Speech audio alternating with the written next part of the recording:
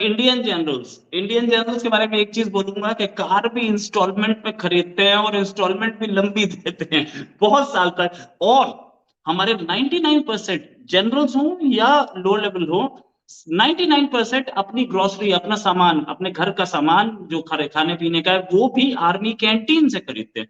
कोई परफ्यूम ये सब करेक्ट। तो बहुत भूल ही जाइए, 99% का करेक्ट। यही हाल है। तो एग्जैक्टली। वो तो अपना 3 BHK 2 BHK में रहने वाले लोग, और पाकिस्तानी आर्मी को देख करके सर जलन तो होती होगी ना, काश पाकिस्तानी आर्मी ज्वाइन की होती तो ऐश कर रहे होते। हम भारत माता की सेवा करने इसलिए आते हैं, अपने पर्सनल कंफर्ट के लिए नहीं आते हैं। पर्सनल कंफर्ट, भारत माता की सेवा करने आते हैं। यहाँ यहाँ सेवा भाव है, वहां मेवा भाव है, फर्क है। हम भारत माता की सेवा करके खुश हैं। पाकिस्तान को बधाई, यदि वहां के जनरल्स खुश हैं, अयाशी कर रहे हैं, वो जाने। देश बर्बाद हो रहा है, इससे ज्यादा दुख की बात क्या हो सकती है किसी जनरल के लिए कि मेरा देश बर्बाद हो रहा है, मेरे देश में अशांति है, इज्जत कुछ नहीं है, भिखमंगे हो चुका है देश। नमस्कार। पजीद ब्रिगेड, जिसने अभी हाल में बलूचिस्तान में 4 चाइनीज लोगों को मारा था, इंजीनियर्स थे चाइनीज, वो गादर में काम करते थे, Chinese workers, bullet proof car में जा रहे थे और आगे पीछे आर्मी थी पाकिस्तानी, फिर भी अंदर घुस के मार दिया। क्या मजीद ब्रिगेड या बलूचिस्तान में ये सारी प्रॉब्लम्स चाइनीज की वजह से हो रही हैं, या बलूचिस्तान हो ही गया है पाकिस्तान के खिलाफ और चाइना उसमें पेश रहा है? इसी पे बात करने के लिए हमारे साथ मेजर एसपी सिन्हा साहब, इनको कौन नहीं जानता है, सर काफी लंबे टाइम से मीडिया पे डिबेट कर रहे हैं, और सर मेजर जनरल रिटायर हुए हैं, और उसके बाद भी, आज भी, रिटायरमेंट के बाद भी शांत नहीं बैठे। कभी भारत जोड़ो यात्रा पे जाते हैं, और कभी भारत जोड़ो यात्रा को कांग्रेस वाली नहीं, इनकी अपनी अलग थी, और उसके बाद आज भी देशभक्ति में लगे। सर बहुत बहुत स्वागत आपका हमारे शो में। सर ये बलूचिस्तान में जो चाइनीज के साथ हो रहा है, क्या वो किसी तरीके का रिएक्शन है? देखिए, थोड़ा सा इतिहास में पीछे जाते हैं। बलूचिस्तान एक इंडिपेंडेंट कंट्री था और उसका वकील था जिन्ना। जिन्ना ने बहुत चालाकी के साथ बलूचिस्तान के साथ धोखाधड़ी किया और 1948 में बलूचिस्तान को, और पाकिस्तान आर्मी ने बुलडोज करके, अटैक करके बलूचिस्तान को जोर जबरदस्ती करके पाकिस्तान में मिला लिया। यह इतिहास। अब आते हैं कि पाकिस्तान और इसमें चीन का क्या दोनों का ज्वाइंट एम है। देखिए, पाकिस्तान की आर्थिक व्यवस्था एकदम खराब है।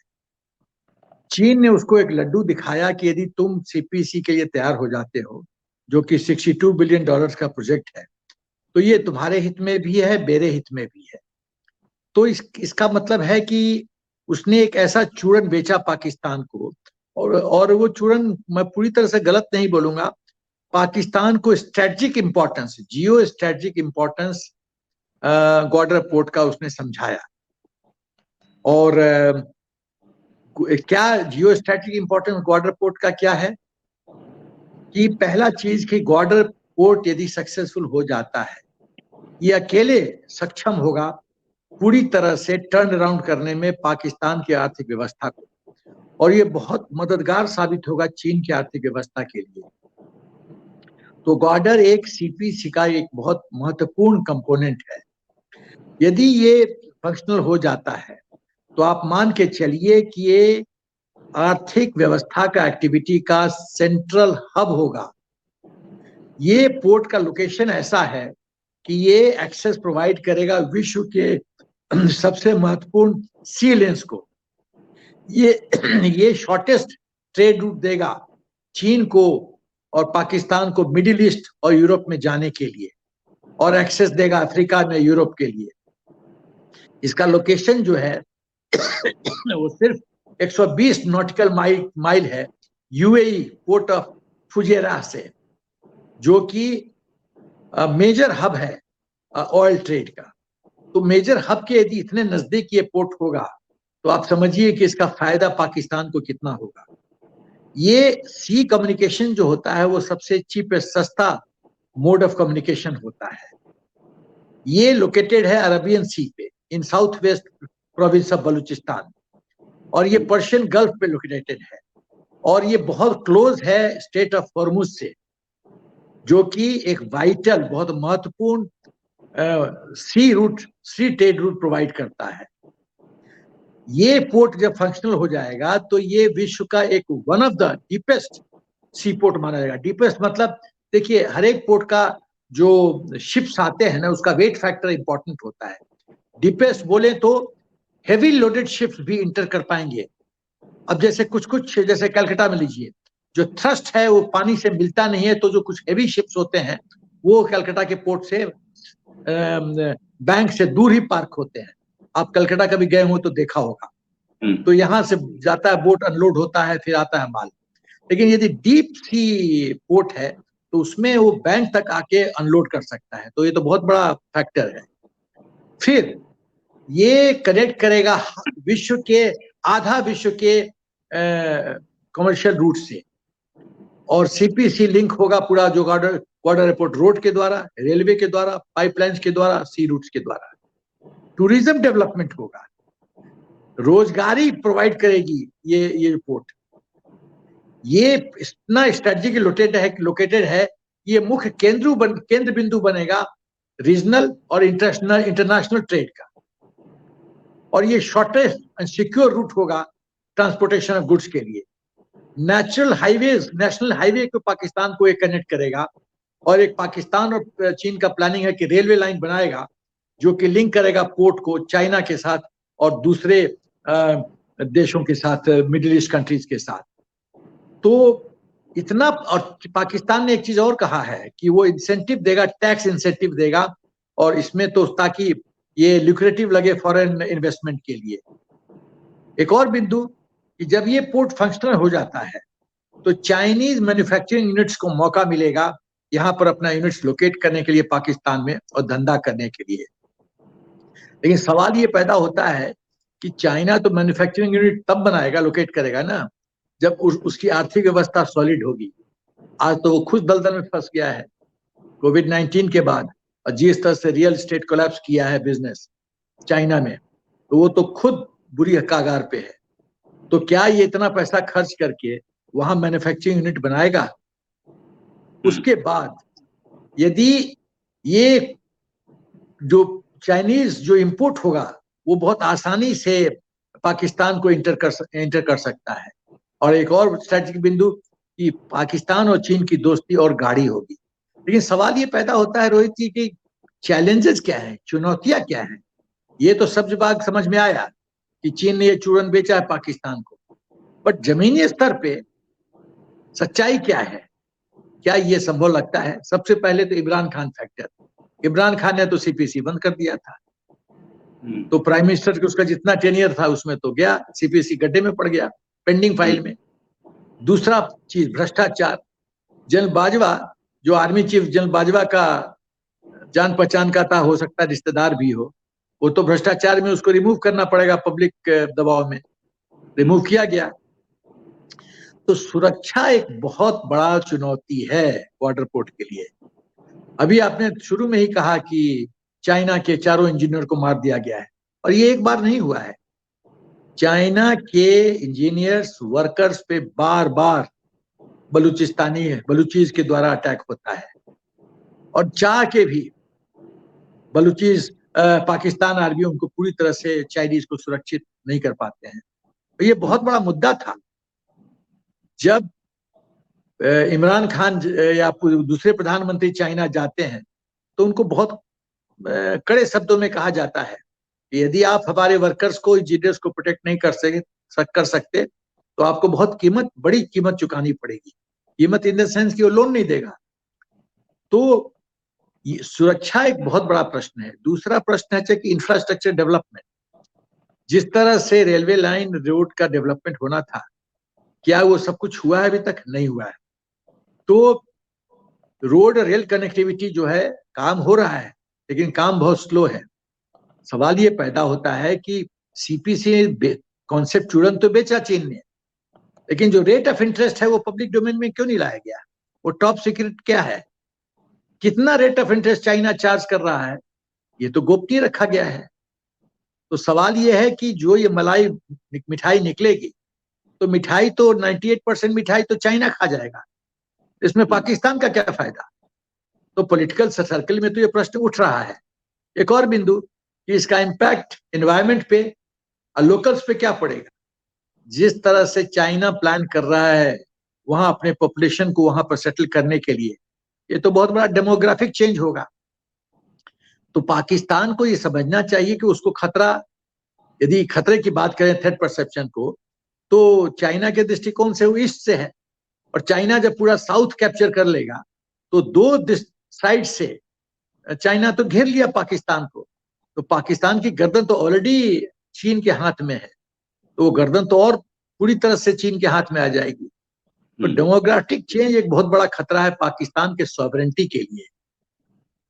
उसके बाद आर्थिक चुनौतियां, उसके बाद पोर्ट का जो सक्सेस है वो डिपेंड करता है फॉरेन इन्वेस्टमेंट पे, एफडीआई पे, फॉरेन डायरेक्ट इन्वेस्टमेंट पे।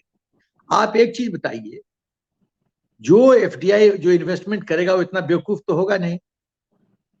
कोई भी देश इन्वेस्टमेंट करने से पहले, आज एफडीआई हिंदुस्तान में क्यों बढ़ रहा है? क्योंकि वो जानते हैं लोग कि स्ट्रांग लीडरशिप है, स्टेबल गवर्नमेंट है, डिसाइसिव गवर्नमेंट है, शांति का माहौल है, क्विक फैसला होता है, ये सब चीज देखता है। क्या ये चीजें पाकिस्तान में है अवेलेबल? क्या शांति का माहौल है? और तो दंगे पे दंगे हो रहे हैं, कभी इमरान खान फैक्टर, कभी गेहूं के लिए लड़ाई, कभी मुस्लिम लाहौर में कैंटोनमेंट में मस्जिद ब्लास्ट हो जाता है। तो जो पाकिस्तान जल रहा है, हर एक दिन जल रहा है, तो एफडीआई क्या को लोग करेंगे? अग्नि में अपना पैसा डालेंगे, वो तो जल जाएगा। तो ये बहुत बड़ा कारण है कि अनस्टेबल पाकिस्तान ये एफडीआई नहीं अट्रैक्ट कर सकता है। और मान लीजिए एफडीआई आया भी, तो ये जो भिखमंगे हैं पाकिस्तानी, वो तो लूट लेंगे। जो पैसा लगाएगा उसको रोड पे पकड़ के बोलेंगे रैंसम दो। ये तो यही करेंगे, लूटपाट। एक दिन लूटेंगे, 2 दिन लूटेंगे, वो बंदा पैकअप करके चला जाएगा। काहे के लिए रहेगा भाई? डूबती हुई नाव में कोई इन्वेस्ट नहीं करेगा। एक और बिंदु, जिस तरह से टेंशन हो रहा है पाकिस्तान का अफगानिस्तान और हिंदुस्तान के साथ, वो एक अनसर्टेनिटी और इनस्टेबिलिटी का माहौल क्रिएट कर रहा है। तो ये सब फैक्टर इंश्योर करेंगे कि सीपीसी सक्सेसफुल नहीं होगा। तो सीपीसी जो प्लानिंग स्टेज में, देखिए प्लानिंग स्टेज में कुछ और बात होती है, जमीनी स्तर पे उतारना कुछ और बात होती है। दोनों में फर्क है। जमीनी स्तर पे पूरी तरह से सफलतापूर्वक जमीनी स्तर पे उतारना मुझे लगता है डिफिकल्ट है। और एक वही नहीं, जब ईरान का चाबहार पोर्ट, जिसमें सिक्योरिटी सुरक्षा दृष्टिकोण से ज्यादा सेफ और सिक्योर होगा, तो लोग वहां जाएंगे या बॉर्डर पे आएंगे जो डूबी हुई नाव है? ये सब प्रश्न जो है इंपॉर्टेंट है। और बलूचिस का मोमेंटम तो कम होगा नहीं, कि वो तो लिबरेशन चाहते हैं। और यदि वो पाकिस्तान आर्मी को डेली मतलब चने का जो है चक्की पिसवा रहे हैं, तो पाकिस्तान किस तरह से सिक्योर कर पाएगा? बीएलए नाको दम कर रखी है पाकिस्तान आर्मी का, तो बॉर्डर पोर्ट कौन सिक्योर करेगा? कर नहीं सकता। तो जो अनस्टेबल है देश, तो कुछ नहीं हो सकता। किसी भी देश में धंधा बढ़ने का एक प्री रिक्विजिट है, बेसिक क्राइटेरिया है शांति का माहौल। वो पाकिस्तान में नहीं है, तो धंधा हो नहीं सकता। धंधा हो ही नहीं सकता। धंधा नहीं हो सकता है तो चीन का $62 बिलियन गया पानी में, और वो भिखमंगा देश से पैसा निकाल भी नहीं पाएगा। उसने सोचा था अब निकाल लेंगे, धंधा करके निकाल लेंगे। धंधा तो तब करोगे ना जब पाकिस्तान करने देगा, बलूचिस करने देंगे, वो तो संभव नहीं है। तो इसीलिए आप देखो कि ये सोच अच्छी थी, दोनों हित में इन्होंने प्लानिंग अच्छा किया था, बट सोच में खोट है, और खोट है पाकिस्तान का आंतरिक व्यवस्था। सर मेरा नेक्स्ट क्वेश्चन यही था कि क्या मजीद ब्रिगेड या बीएलए सीपीईसी को सक्सेसफुल होने देंगे, या दूसरे एंगल से पूछूं तो क्या ग्रेवयार्ड बनता जाएगा ये चाइनीज का और पाकिस्तानीज का जो बलूचिस्तान है वो? एकदम बीएलए एकदम सक्सेसफुल नहीं होने देंगे, बीएलए सफल होने नहीं देंगे। बीएलए जानते हैं, देखो दुश्मन का पहले नारी पकड़ने की जरूरत है। हम लोग को आर्मी में सिखाया जाता है दुश्मन को तबाह करना है तो उसके वीकेस्ट पॉइंट पे अटैक करो, वीकेस्ट पॉइंट। सबसे कमजोर पॉइंट क्या है?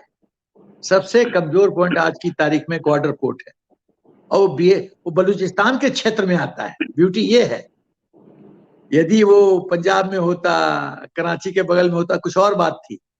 ये तो बलूचिस्तान के एरिया में है, और बलूची तो शांत बैठेंगे नहीं। अब तुम धंधा करो, अपना दुकान खोल के, मान लो तुम पान बेच रहे हो या समोसा बेच रहे हो, हर एक 2 घंटा में फायरिंग हो जाता है। कौन आएगा तुम्हारा सामान खरीदने? कोई नहीं आएगा, दुकानदारी चलेगी कैसे? तो नो गो सिचुएशन है। तो ये बलूची शांत नहीं बैठेंगे। बलूचीज इंडिपेंडेंट बलूचिस्तान चाहते हैं, तो इंडिपेंडेंट बलूचिस्तान हो गया तो बॉर्डर पोर्ट तो ऐसे ही खत्म हो गया, वो तो बलूचीज का पोर्ट हो जाएगा, तो पाकिस्तान का तो पोर्ट रहा नहीं। तो ये सब खतरा है। तो ये सब खतरा से बलूचीज नहीं मानेंगे तो शांति नहीं होगी, शांति नहीं होगी धंधा नहीं होगा। Simple as that. राइट, शांति नहीं होगी और बलूची नहीं मानेंगे। अच्छा सर, बलूचिस्तान, एक खबर आ रही थी कि बलूचिस्तान ने BLA का कहीं ना कहीं अरेंजमेंट है TTP से, हथियार वगैरह आते रहते हैं। TTP ने नाक में दम कर रखा है खैबर पख्तूनख्वा में, और बलूचिस्तान ने BLA ने बलूचिस्तान में।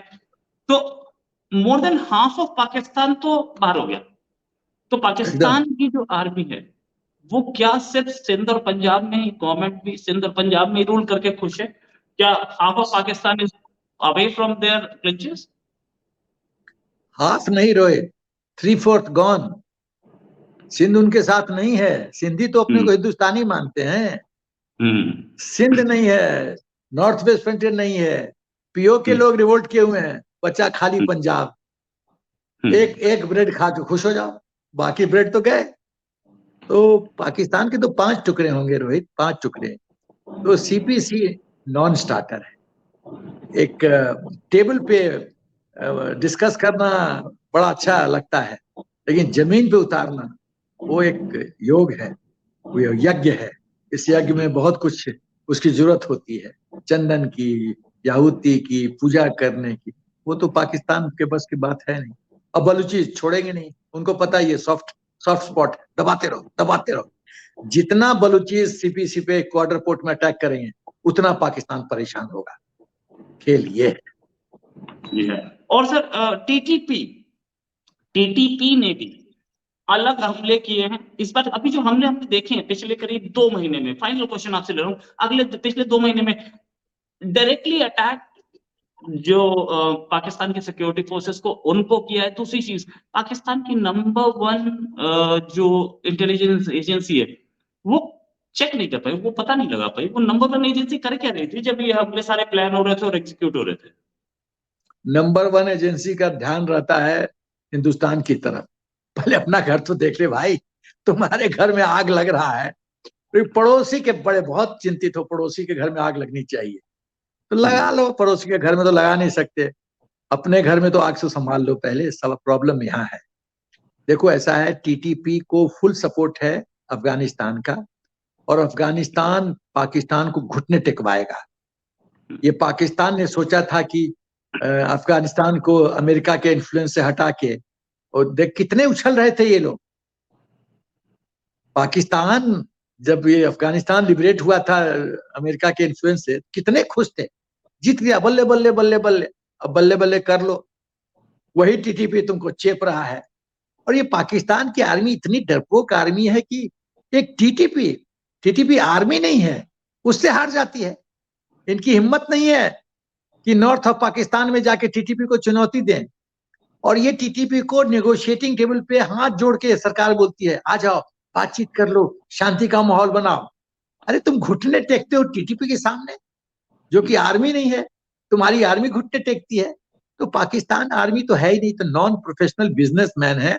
ये पता नहीं 50-55 NGO चलाते हैं, हर तरह का धंधा करते हैं। जो FIFA में वर्ल्ड कप में जो मेरा ख्याल है $2 बिलियन $3 बिलियन पाकिस्तान को मिला, आर्मी के जनरल्स खा गए। वो बुक ऑफ अकाउंट्स में आया ही नहीं खा गए। एक्चुअली पाकिस्तान की आर्मी के जनरल्स ऐश करते हैं, ऐश। हिंदुस्तान आर्मी की तरह नहीं है। हमारे जनरल्स लोग यहाँ पर 3 BHK में रहते हैं, वहां के लोग जनरल्स लोग लंदन में फ्लैट लेते हैं, कोठी बनाते हैं, अमेरिका में कोठी बनाते हैं और देश को गरीब करते हैं। ये उनका योगदान है। सर, इंडियन जनरल्स के बारे में एक चीज बोलूंगा कि कार भी इंस्टॉलमेंट में खरीदते हैं और इंस्टॉलमेंट भी लंबी देते हैं, बहुत साल तक। और हमारे 99% जनरल्स हो या लो लेवल हो, 99% अपनी ग्रोसरी, अपना सामान, अपने घर का सामान जो खाने पीने का है, वो भी आर्मी कैंटीन से खरीदते हैं। कोई परफ्यूम ये सब तो बहुत भूल ही जाइए, 99% का यही हाल है। तो वो तो अपना 3 BHK 2 BHK में रहने वाले लोग, और पाकिस्तानी आर्मी को देख करके सर जलन तो होती होगी ना, काश पाकिस्तानी आर्मी ज्वाइन की होती तो ऐश कर रहे होते। नहीं, ऐसा है कि हाँ, कभी कभी ख्याल तो आता है कि इतने पाकिस्तान के जनरल्स ऐश करते हैं, लेकिन नहीं, देखो ऐसा है, हम तुलना नहीं कर सकते। हम भारत माता की सेवा करने इसलिए आते हैं, अपने पर्सनल कंफर्ट के लिए नहीं आते हैं। पर्सनल कंफर्ट, भारत माता की सेवा करने आते हैं। यहाँ सेवा भाव है, वहां मेवा भाव है, फर्क है। पाकिस्तान में मेवा भाव है, यहाँ सेवा भाव है। तो सेवा भाव में जब आप करते हो तो आपको कोई मतलब कष्ट नहीं होता, आपको ये नहीं लगता है कि यार ये क्या है यार, क्या। हालांकि ठीक है, कभी कभी लगता है कि हम लोग को ज्यादा कंफर्टेबल किया जा सकता था, लेकिन खैर छोड़ो, वो तो पूरा देश में गरीबी है तो सबको लुक आफ्टर करना पड़ेगा सरकार को। लेकिन हमको ये कोई ईर्ष्या नहीं है, कोई गिला शिकवा नहीं, हम खुश हैं यहाँ पे। हम खुश हैं, हम भारत माता की सेवा करके खुश हैं। पाकिस्तान को बधाई, यदि वहां के जनरल्स खुश हैं, अयाशी कर रहे हैं, वो जाने। देश बर्बाद हो रहा है, इससे ज्यादा दुख की बात क्या हो सकती है किसी जनरल के लिए कि मेरा देश बर्बाद हो रहा है, मेरे देश में अशांति है, इज्जत कुछ नहीं है, भिखमंगे हो चुका है देश, सब जगह लात लगता है। इमरान खान सऊदी अरबिया से एयरक्राफ्ट बोरो करके अमेरिका जाता है और बकवास करता है, तो सऊदी अरबिया एयरक्राफ्ट मंगा लेता वापस, फिर नॉर्मल पैसेंजर फ्लाइट में आता है। तो ऐसा तो नहीं होता ना हमारे प्रधानमंत्री के साथ। हमारे प्रधानमंत्री जी की तो क्या समान है, बाइडेन हाथ जोड़ के प्रणाम करते हैं दूर से, और मोदी जी आशीर्वाद मुद्रा में आशीर्वाद देते हैं, जिंदा रहो, ज्यादा खुश रहो। ये डिफरेंस है। तो हम लोग इस देश में खुश, हम लोग इस देश में खुश हैं। भारत का फौजी तिरंगे के लिए जीता है और तिरंगे के लिए मरता है। Thanks a lot for joining sir. Discussion और करेंगे, अभी के लिए नमस्कार, धन्यवाद सर, जय हिंद। जय हिंद, भारत माता।